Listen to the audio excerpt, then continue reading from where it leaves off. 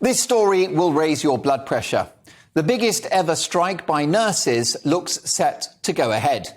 The Royal College of Nursing say a large majority of nurses have voted in favour of action in a dispute over pay.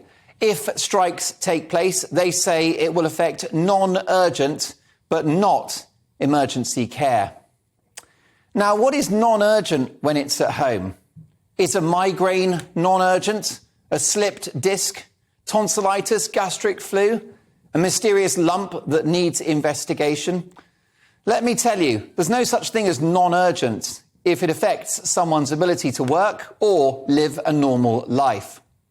And do we really think that nurses downing tools for the first time in 106 years is going to help with that backlog of up to 12 million people currently awaiting treatment? Don't get me wrong, the nurses do deserve a pay rise. They were fantastic during the pandemic. We have the best doctors and nurses anywhere. But unfortunately, no one is getting a pay rise now because we spent 2.5 years destroying the economy. Without the, in my view, disastrously failed policy of lockdowns, a boost for nurses would be small change right now. But the country's broke. I hate to say, I told you so. And that ship has passed. And let's be honest, who doesn't deserve a pay rise? Factory workers, they deserve one. Bar and restaurant staff, security guards, shop workers, taxi drivers. Name me one of those groups that don't deserve a bump in their pay packets.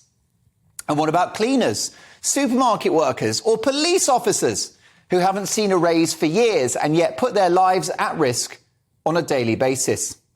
What about babysitters, nursery workers, people toiling in care homes? The list goes on.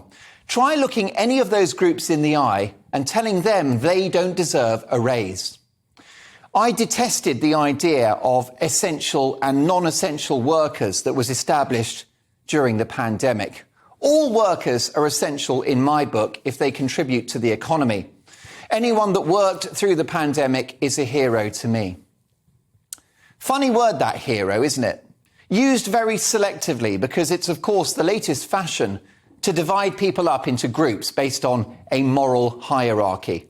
We had the deification of NHS staff, who were amazing, but how many millions of other Brits made their contribution during the pandemic too?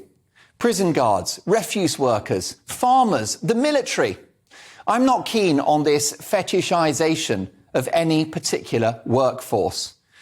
And so, as the economy emerges from the greatest trauma since the Second World War, sadly, talk of pay rises is off the table for everyone. The country is on its knees. We are skint with £2 trillion worth of debt and a deficit which means more goes out than comes in. To indulge in pay rises now, whoever you are, when we're borrowing just to pay the bills, means billions more being added to the national debt to be paid for, of course, by future generations, upon whom we have already shat from a great height with school closures and other COVID measures.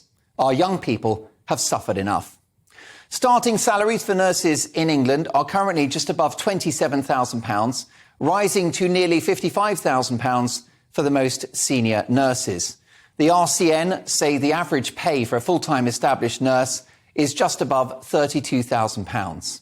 Is that enough? You tell me. But their union are seeking a massive rise of, wait for it, 15%. Who's going to pay for that? Anyone responsible for a household's finances will tell you that debt is a noose around your neck. If left unchecked, it is economic quicksand. Once you start sinking, you may not be able to get back up again. Ask Greece. Inflation is now the common enemy, and public sector pay rises will only feed the monster and add to the spiralling national debt, which we may, in time, have trouble servicing. So the proposed nurse strikes are not just economically unviable, but in fact, they're unethical too. Nurses and doctors make a commitment when they enter the profession, which is to preserve human life and to take care of the sick. How can they possibly do that if they're outside of a hospital setting and on a picket line? If the nurses go on strike, people will die. And that would be unforgivable. And Florence Nightingale would be spinning in her grave. For any medical professional to down their stethoscopes, put away their bedpans and hang up their uniforms is morally unconscionable. So my message is clear. Don't do it. For the sake of patients, carry on, nurse.